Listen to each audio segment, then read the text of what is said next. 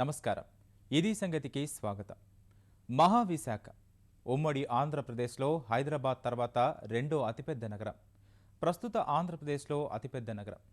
దశాబ్దాల క్రితమే పారిశ్రామిక నగరిగా పేరు తెచ్చుకున్న ఈ నగరం నవ్యాంధ్ర అభివృద్ధిలో దూసుకుపోయేందుకు ఉవ్విళ్లూరుతోంది. కేంద్ర రాష్ట్ర ప్రభుత్వాల ప్రధాన దృష్టింతా ఇప్పుడు ఈ నగరంపైనే. పరిపాలనా రాజధాని కాకపోయినా రాజధానికి మించిపోయేలా విశాఖను ఆర్థిక నగరంగా అభివృద్ధి చేస్తామని రాష్ట్ర ప్రభుత్వం ప్రకటించింది. అపార వనరులున్న విశాఖను కాస్త ప్రోత్సహిస్తే చాలు, అభివృద్ధి రంగంలో మరింత దూసుకుపోతుంది. వేలాది మందికి ఉపాధి మార్గాన్ని చూపిస్తుంది. ఇప్పటికే రాష్ట్ర ఐటీ పర్యాటక రాజధానిగా వెలుగొందుతున్న విశాఖ కేంద్ర విద్యా సంస్థల రాకతో విద్యా కేంద్రంగానూ వెలుగొందనుంది. మొత్తం మీద అన్ని రంగాల్లో అభివృద్ధికి అవకాశాలున్న విశాఖ ఆంధ్రప్రదేశ్కు ఓ వెలుగురేఖ కానుంది.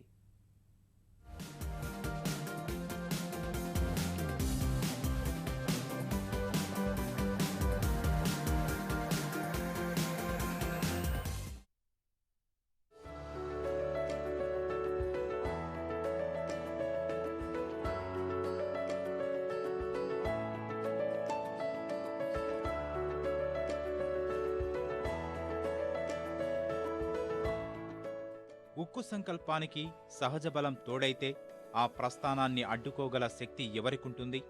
తలరాతల్ని తిప్పిరాసే ప్రకృతి ప్రళయ భీభత్సాలైన మొక్కవోని దీక్ష ముందు చిన్నబోవాల్సిందే. సాగర నగరమే అందుకు సాక్షి. ఆంధ్రప్రదేశ్ ఆర్థిక రాజధాని సత్తా ఏంటో అందరికీ తెలిసి వస్తోంది. ఒక్కొక్క రంగంలో ఒక్కొక్కటిగా తరలి వస్తున్న ప్రతిష్టాత్మక సంస్థలు, విశిష్ట కార్యక్రమాలు సాహో సాగర నగరి అంటూ సలాం చేస్తున్నాయి. తాజాగా ఉక్కు నగరం మరో ప్రతిష్టాత్మకమైన ప్రాజెక్టుకు వేదికైంది. Society for Applied Microwave Electronics Engineering and Research centre SAMEER త్వరలోనే అక్కడ కొలువుదీరనుంది.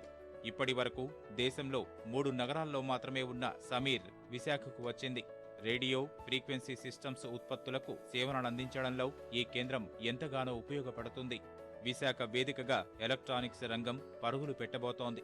13 ఎకరాల్లో ఏర్పాటవుతున్న ఈ ప్రాజెక్టుతో 25,000 మందిని ఎలక్ట్రానిక్స్ రంగంలో తీర్చిదిద్ది వారి భవిష్యత్ చక్కదిద్దబోతోంది. రాడార్స్ సిస్టమ్స్ తో పాటు వాతావరణ అధ్యయన పరికరాల తయారీలోనూ సమీర్ సహకారం అందించేందుకు అవకాశం ఉంటుంది. ఒక్క మాటలో చెప్పాలంటే సాఫ్ట్వేర్తో పాటు ఎలక్ట్రానిక్స్ రంగం విశాఖలో వేళ్లూనుకునేందుకు సమీర్ పునాది రాయి.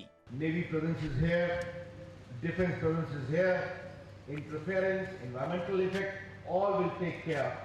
And I want to tell you, Samir is a body which is a body of few words, but does very extensive research, high-end research for India's defense, for India's electronic sector, and also related electromagnetic impact in the country.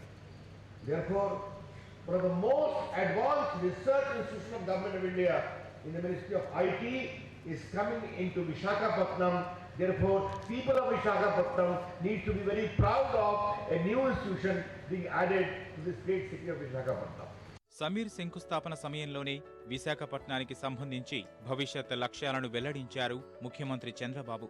ఏడాదిలో విశాఖను దేశ ప్రపంచ పటంలో మొదటి స్థానంలో నిలుపుతామని ప్రకటించారు. భారత్లో తయారీలో భాగంగా 2020 నాటికి $400 బిలియన్ ఎగుమతులు చేయాలని లక్ష్యం కాగా, రాష్ట్రానికి సరైన ప్రోత్సాహకాలిస్తే అందులో $100 బిలియన్ ఇక్కడి నుంచే ఎగుమతి చేస్తామని ధీమాగా చెప్పారంటే రాష్ట్ర ఆర్థిక కేంద్రంగా విశాఖ ఎంత వేగంగా పరుగులు తీస్తుందో అర్థం చేసుకోవచ్చు. వాటికి అనుగుణంగానే విశాఖకు అన్ని రంగాల్లో కొత్త సొబగులు అద్దుతామని ఆయన హామీ ఇచ్చారు. ఇప్పటికే వాటిల్లో కొన్ని కార్యక్రమాలు శరవేగంగా జరుగుతున్నాయి కూడా.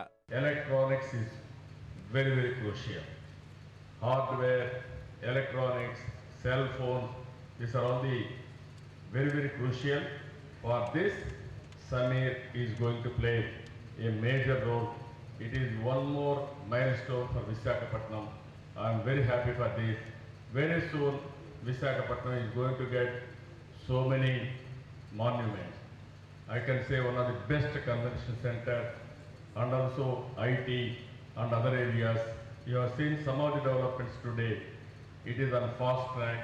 In course of time, Visakhapatnam will be the #1 city in India. Not only in India, it will be one of the best city even globe-wise also. That is going to happen. గురువారం నాటి సమీర్ శంకుస్థాపన ఒక్కటే కాదు, ఇటీవల విశాఖపట్నం వరుసగా మరెన్నో ప్రతిష్టాత్మక కార్యక్రమాలు, అంకురార్పణలకు వేదికగా నిలిచింది. విభజన హామీల్లో చెప్పినట్లుగానే ఐఐఎంకు శ్రీకారం చుట్టారు. ఈ ఏడాది ప్రారంభం నుంచి విశాఖ ప్రగతి మరింత వేగం పుంజుకుంది. జనవరిలో నిర్వహించిన సిఐఐ భాగస్వామ్య సదస్సులో రాష్ట్రానికి పెట్టుబడుల వరద పారింది. 3 రోజుల భాగస్వామ్య సదస్సులో 4.5 లక్షల కోట్ల రూపాయల పెట్టుబడులు సాధించి భవిష్యత్తుపై ఆశలు రేపింది. అంతకుముందు నిర్వహించిన విశాఖ ఉత్సవ్ ఏటా చేసేదే అయినా ఈసారి సరికొత్తగా ఎంతో ప్రత్యేకంగా జరిగింది. జనవరి ఆఖరులో నగరానికి కేంద్ర ప్రభుత్వం మరో తీపి కబురు అందించింది. ఆకర్షణీయ నగరాల అభివృద్ధి మొదటి జాబితాలోనే విశాఖకు చోటిచ్చింది. దేశంలో ఎన్నో నగరాలు పోటీలో ఉన్నా తొలిదశలోనే ఆ హోదా దక్కించుకుంది. స్మార్ట్ హోదాతో కేంద్ర రాష్ట్రాల నుంచి వేల కోట్ల రూపాయల నిధులొస్తాయి.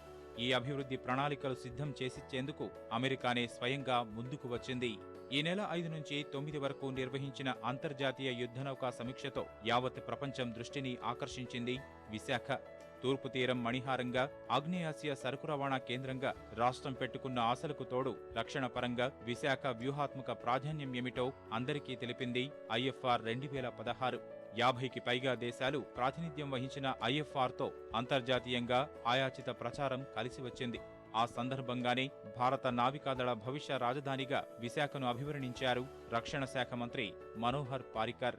మొన్నే మినిస్టర్ మాట్లాడుతూ naval head quarters, navy capital of India is Visakhapatnam అని చెప్పి డిఫెన్స్ మినిస్టర్ చెప్పే పరిస్థితి వచ్చింది. Very soon Ravishankar Prasad will announce Visakhapatnam will be the capital for hardware and also for ITIR. For all knowledge economy, Visakhapatnam will be the capital. That is how it is going to happen.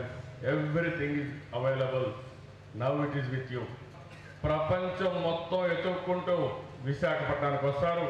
తీసుకొచ్చే బయట కేంద్రం రాష్ట్ర ప్రభుత్వాలు తీసుకుంటాం. కొద్ది రోజుల క్రితమే స్వచ్ఛ భారత్ సర్వేలో దేశం మొత్తం మీద 5వ స్థానం దక్కించుకున్న విశాఖ మరోసారి అందరి దృష్టిని ఆకర్షించింది.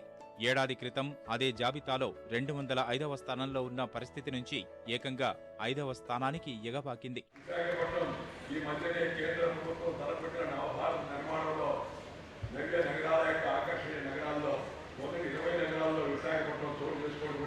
చాలా అభినందనీయం.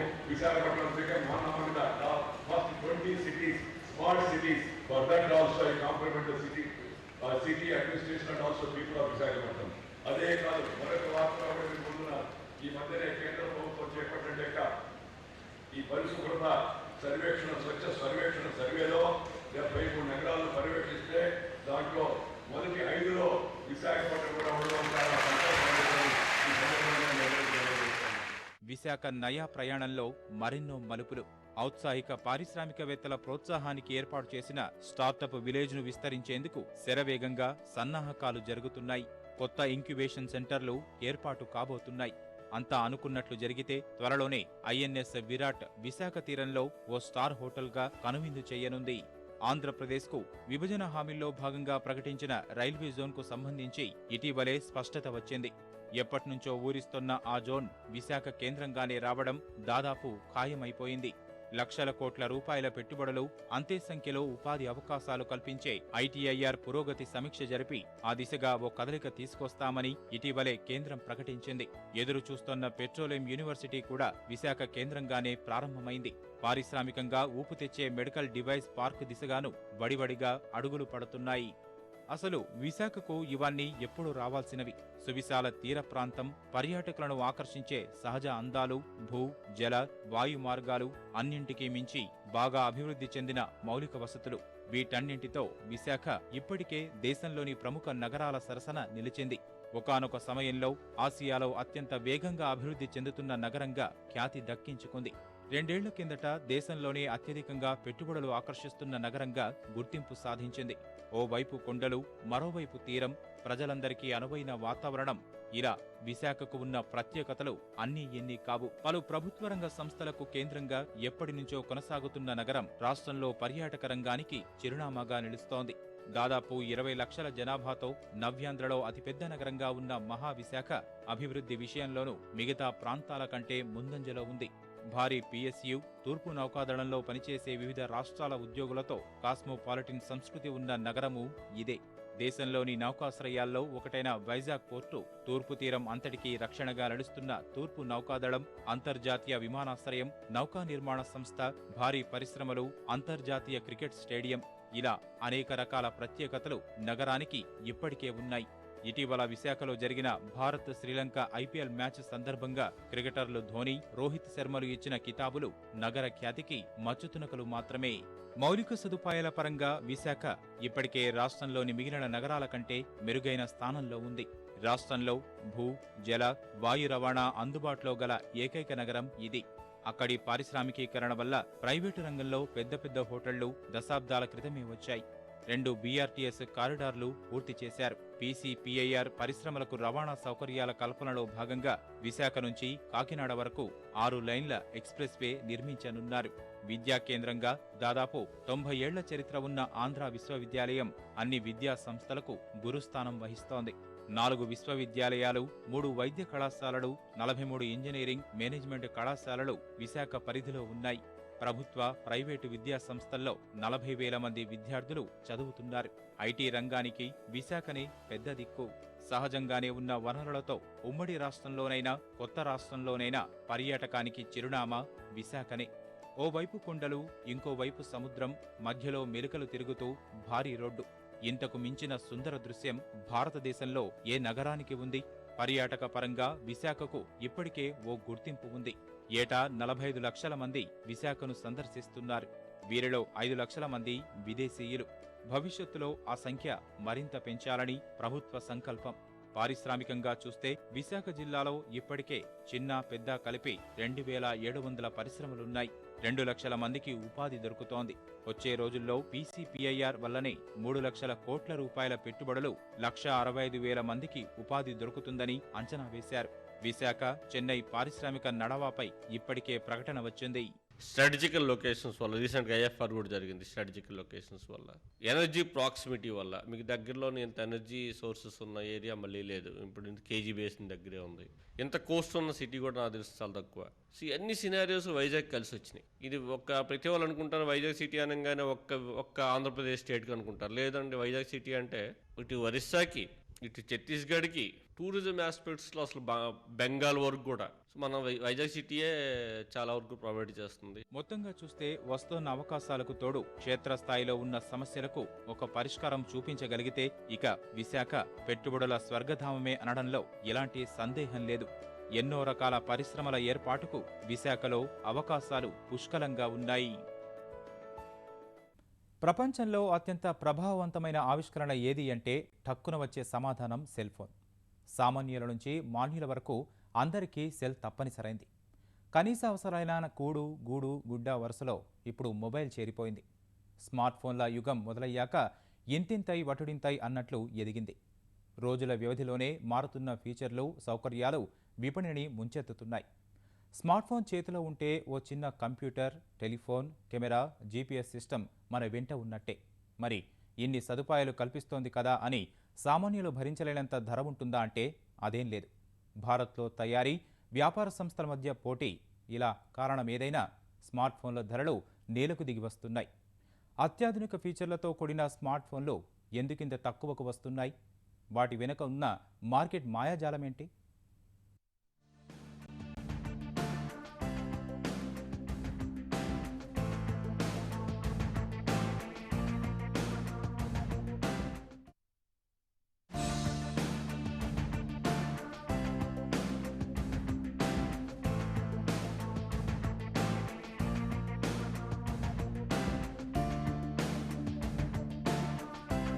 ₹251. ఈ డబ్బులతో ఫ్యామిలీ ప్యాక్ బిర్యానీ అయినా రాదు. మల్టీప్లెక్స్లో సినిమా చూసినా అంతకంటే ఎక్కువ ఖర్చే అవుతుంది. అంతే మొత్తానికి అత్యంత అధునాతన స్మార్ట్ ఫోన్ ఇస్తానంటోంది ఓ సంస్థ. తక్కువ డబ్బులు కదా అని అదేమీ మామూలు ఫోన్ కాదు. 4 అంగుళాల తాకే తెర, 1 GB RAM, 8 GB internal memory, 3.2 megapixel camera, 0.3 megapixel ముందు camera, Qualcomm 1.3 GHz quad core ప్రాసెసర్తో నడిచే 3G ఫోను. నిజానికి ఇవన్నీ చూస్తే ఓ ఫోను కనీసం 3,000 అంతకన్నా ఎక్కువ ఉండాలి. కానీ 251 రూపాయలకే ఇస్తామంటూ దేశవ్యాప్తంగా దుమారం లేపింది రింగింగ్ బెల్స్.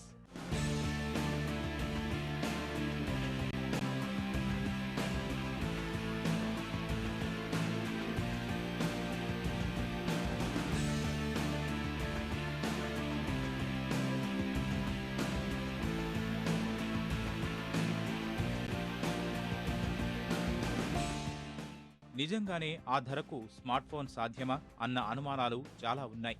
ఇదే అంశంపై దేశవ్యాప్తంగా చర్చ సాగుతోంది. అయితే కేంద్ర ప్రభుత్వం అందించిన భారీ మద్దతుతో ఫ్రీడమ్ 251 ఫోన్ను తయారు చేశామన్న రింగింగ్ బెల్స్ సంస్థ ప్రధాని మోదీ ప్రతిష్టాత్మకంగా భావిస్తున్న మేక్ ఇన్ ఇండియా పథకంలో భాగంగానే ఇది సాధ్యమవుతోందని స్పష్టం చేస్తోంది. ఈ ఫోన్ సంగతి ఎలా ఉన్నా రిలయన్స్ తో కలిసి 999 రూపాయలకే స్మార్ట్ ఫోన్ తెస్తామని ఇప్పటికే డేటావైండ్ అనే సంస్థ ప్రకటించింది.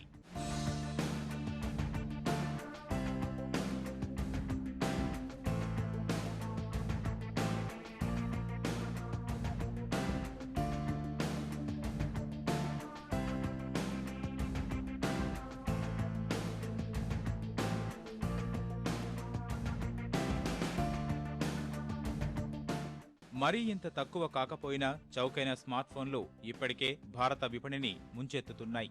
10,000 పైన పెడితే తప్ప కాస్త మంచి స్మార్ట్ ఫోన్ లభించదు అన్న స్థాయి నుంచి ఇవాళ 5,000కు కూడా మంచి ఫోన్ దొరుకుతోంది. శాంసంగ్ లాంటి బడా సంస్థ 7,000 స్థాయిలో గెలాక్సీ వై లాంటి మోడళ్లు దింపి అమ్మకాలు సాగిస్తోంది. దేశీయ సంస్థల సంగతి చెప్పేదేముంది? కార్బన్, సెల్కాన్, మైక్రోమాక్స్, స్పైస్ తదితర సంస్థలన్నీ వీలైనంత తక్కువ ధరలో స్మార్ట్ ఫోన్లు అందిస్తున్నాయి. విదేశీ దిగ్గజాలకు ఏమాత్రం తీసిపోని సౌకర్యాలతో కుర్రకారుకి కిర్రెక్కిస్తున్నాయి. స్పైస్ సంస్థ 3,799కే స్మార్ట్ ఫ్లో స్పెసియం 3542G, 5,999కే గ్లామర్ MI 4363G అనే 2 మోడళ్లు విపణిలోకి తీసుకువచ్చింది. మైక్రోమాక్స్ అయితే 4,999 రూపాయలకే ఆండ్రాయిడ్ లాలీపాప్ స్మార్ట్ ఫోన్, 10,430కే నిట్రో 4G ఫోన్ను అందుబాటులోకి తెచ్చింది. కొత్తగా భారత విపణిలోకి అడుగుపెట్టిన లీకో ఫోన్లైతే అమ్మకాల్లో రికార్డులు సృష్టిస్తున్నాయి. మార్కెట్లో విడుదలైన కొద్ది రోజుల్లోనే లీ 1S smart phone all time best seller హోదా దక్కించుకుంది. అంత ఆదరణ ఎందుకుందంటే 33,900 రూపాయల ధర ఉండే శాంసంగ్ గెలాక్సీ S6, 41,000 రూపాయల ధర ఉండే HTC M9 ఫోన్లలో ఉన్న ఫీచర్లన్నీ కేవలం 11,000కే దొరుకుతున్నాయి. ఇంత తక్కువ ధరలో ఇన్ని ఫీచర్లతో స్మార్ట్ ఫోన్ అందుబాటులోకి రావడం చాలా అరుదని, ఖచ్చితంగా ఇది బడ్జెట్ ఫోనేనని టెక్ విశ్లేషకుల అంచనా. ఈ ధరల యుద్ధం ఇప్పట్లో ఆగేలా లేదు. రిలయన్స్, జియో, భారతీ ఎయిర్టెల్ సంస్థలు 4G సేవలందించేందుకు సిద్ధమవుతున్న వేళ ఆ మార్కెట్ కైవసం చేసుకునేందుకు చైనా సంస్థలు దూకుడు ప్రదర్శిస్తున్నాయి. ఇప్పటికే జోలో, షియోమి, జియోని లాంటి చైనా సంస్థలు 10,000 లోపు ధరల్లో ఫోన్లు విడుదల చేశాయి. స్మార్ట్ ఫోన్ విభాగంలో దేశీయ సంస్థలైన Micromax, Maxx, Lava, Karbonn, Intex, Celkon లాంటి సంస్థలు విసిరిన మార్కెటింగ్ సవాళ్లకు నిలబడలేక బహుళ జాతి సంస్థలైన శాంసంగ్, ఎల్జీలు మార్కెట్లో వాటా కోల్పోతున్నాయి. సోనీ, HTC, మోటరోలాలు సంపన్న వర్గాలకు చేరువవుతుండగా నోకియా నుంచి పేరు మార్చుకుని సందడి చేస్తోన్న మైక్రోసాఫ్ట్ కొత్త మోడళ్లు అందరికీ అందుబాటులోకి వచ్చి ఊరిస్తున్నాయి.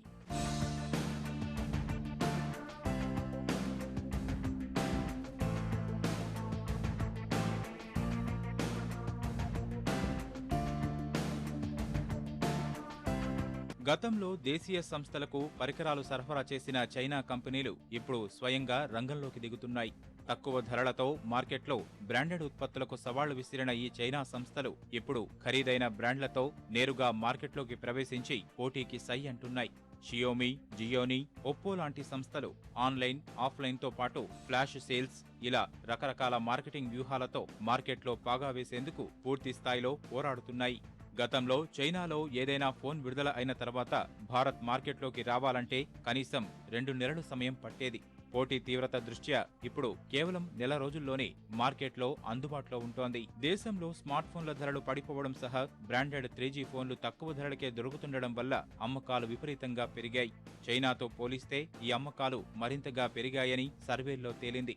భారత్లో తయారీని కేంద్రం పెద్ద ఎత్తున ప్రోత్సహిస్తున్న వేళ దేశంలో చరవాణిల ఉత్పత్తి రాబోయే 2 ఏళ్లలో 50 కోట్లకు చేరుతుందని అంచనా. 2014లో 4,50,00,000గా ఉన్న చరవాణిల ఉత్పత్తి 2015కి 10 కోట్లకు చేరింది. తయారీ రంగంలో ఇస్తున్న ప్రోత్సాహకాలు, స్థానిక యువత నైపుణ్యం చరవాణిల ఉత్పత్తికి భారత్ను హబ్గా మార్చింది.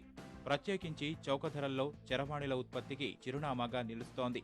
ఎలక్ట్రానిక్ వస్తువుల దిగుమతిని తగ్గించిన భారత ప్రభుత్వం మార్కెట్కు సరిపడా స్వదేశీ ఉత్పత్తులను ప్రోత్సహించేందుకు కృషి చేస్తోంది. వినియోగదారులు కూడా తక్కువ ధరలో అధిక ఫీచర్లు కలిగిన స్మార్ట్ఫోన్ల వైపే మొగ్గు చూపుతున్నారు. 2013లో సగటు స్మార్ట్ఫోన్ ధర 8,118 రూపాయలు ఉంటే 2014లో ఈ ధర 6,603కు చేరింది. 2 ఏళ్ల గణాంకాలు బట్టి చూస్తే 5,000 నుంచి 15,000 ధరలో అత్యధిక మోడళ్లు వచ్చాయి. కారణం సాంకేతికత వ్యయం తగ్గుతుండడమే. చిప్ తయారీ, సాంకేతిక సేవల సంస్థలు మొబైల్ ఫోన్ తయారీదారులతో ఒప్పందం చేసుకుని తక్కువ ధరకే విడిభాగాలు అందిస్తున్నాయి. మార్కెట్లోకి ఇన్ని రకాల ఫోన్లు వస్తున్నాయి. మరి తక్కువ ధరలో మంచి ఫోన్ ఎంపిక చేసుకోవాలంటే ఏం చేయాలి? అంటే ఫోన్ మార్కెట్లోకి వచ్చిన వెంటనే కొనేసుకోవాలని చాలా మంది ఎదురు చూస్తుంటారు. తర్వాత మరింత హై ఎండ్ ఫోన్ వస్తే అది కూడా కొనేయొచ్చని అనుకుంటారు. అలాంటి వాళ్ల విషయంలో ఇబ్బందులేవీ ఉండవు. కానీ ఎప్పుడో ఒకసారి దాచుకున్న సొమ్మంతా పెట్టి కొత్త ఫోన్ కొనేవారు మాత్రం మార్కెట్లోకి రాగానే కొనేయడం సరికాదు. ఎందుకంటే మార్కెట్లోకి వచ్చాకే ఆ ఫోన్ సత్తా ఏంటో తెలుస్తుంది. ఒకవేళ వినియోగదారులకు నచ్చకపోతే తయారు చేసిన స్టాక్ అంతా విక్రయించాలి. కాబట్టి రేటు తగ్గించి అమ్మటానికి కంపెనీలు ప్రయత్నిస్తాయి. బాగా అమ్ముడవుతున్న 1-2 మోడళ్లు మినహా ఏ మోడల్ ధరైనా కొద్ది నెలలకే దాదాపు 30 నుంచి 40% తగ్గిపోవడానికి ప్రధాన కారణమిదే. అందుకని ఫోను మార్కెట్లోకి వచ్చాక కాస్త వేచి చూస్తే మంచి ప్రయోజనం ఉంటుంది. ఇది సంగతి. మరిన్ని విభిన్న అంశాలతో మళ్ళీ కలుద్దాం. నమస్కారం.